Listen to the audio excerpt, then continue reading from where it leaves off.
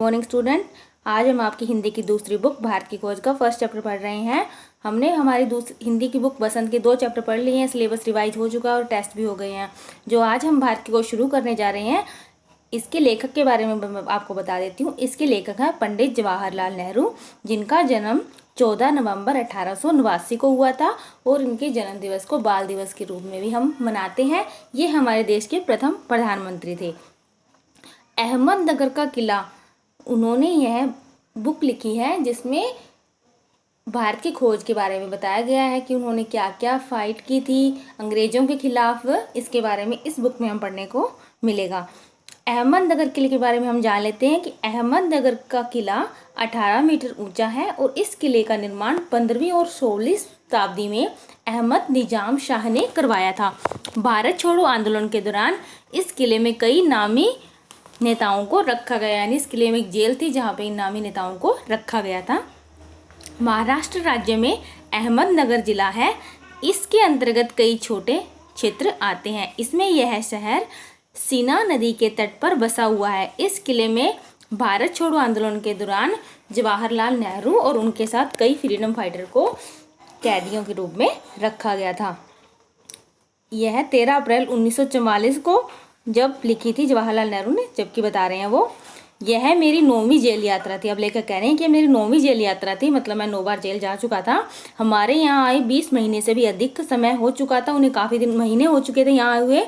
जब हम यहाँ पहुँचे तो अंधियारे आकाश में झिलमिलाते दूज के चांद ने हमारा स्वागत किया। लेकर कह रहे हैं जब हम यहाँ पे अहमदनगर के किले में उन्हें लाया गया कैदी के रूप में, तो अंधियारे आकाश में जो दूज का चांद था वो निकला हुआ था और वो हमारा स्वागत कर रहा था। शुक्ल पक्ष शुरू हो चुका था, तब से हर बार नया चांद उगता तो जैसे मुझे याद दिलाता कि मेरे कारावास यानी मेरी जेल को 1 महीना और हो गया है। चांद मेरे बंदी जीवन का स्थायी सहचर रहा था। लेकर कह रहे हैं कि जो चंद्रमा था, जो चांद था, वो मेरे कैदी जीवन का स्थायी सहचर यानी हमेशा साथ रहने वाला था। वह मुझे इस बात की याद दिलाता है कि अंधेरे के बाद उजाला है।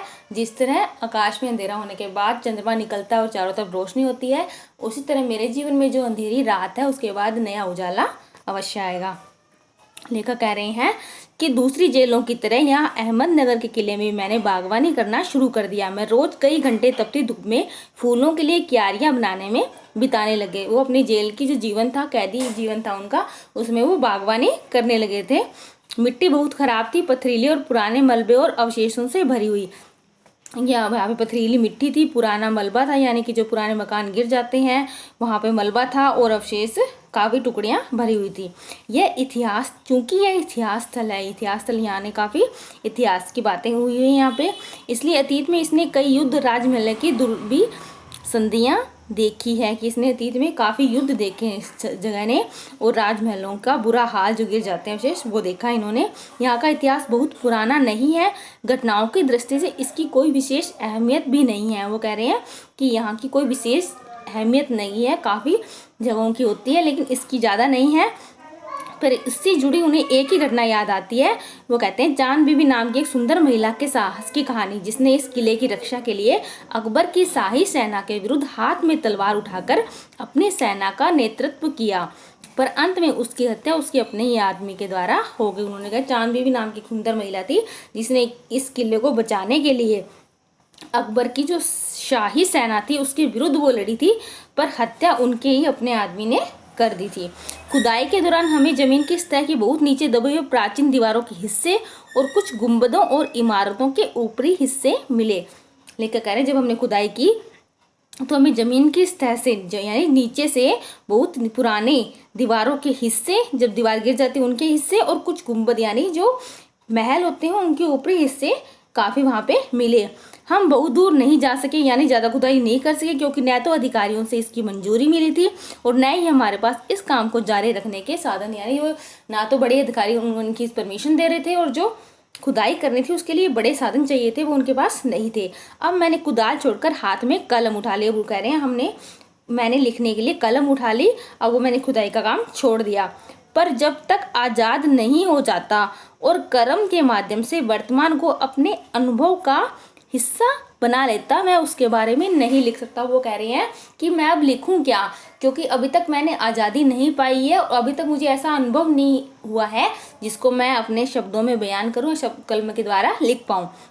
न ही पैगंबर की भूमिका अख्तियार कर मैं फिलहाल भविष्य के बारे में लिखता हूँ, कि ना मैं कोई भगवान हूँ, पैगंबर हूँ जो भविष्य के बारे में सब कुछ जानकर यहाँ पे लिख सकता हूँ। बचा रहता है अतीत, एक पुराना यादें, यानी भूतकाल की बातें करें पुराने के बारे में, पर उसके बारे में किसी इतिहासकार या विद्वान की तरह विद्वता पूर्ण शैली में नहीं लिख सकता। उनका लिखने का मन है, लेकिन वो कह रहे हैं जैसे एक विद्वान लिख पाता है अच्छी शैली में, मैं वैसे नहीं लिख सकता। पर पहले की तरह अपने आज के विचारों और क्रियाकलापों के साथ संबंध स्थापित करके ही उसके बारे में कुछ लिख सकता हूँ, कि मैं जैसे पहले की तरह लिखता था, विचार और मेरे जो क्रियाकलाप थे उनसे आपस में तालमेल बिठा के लिख सकता हूँ।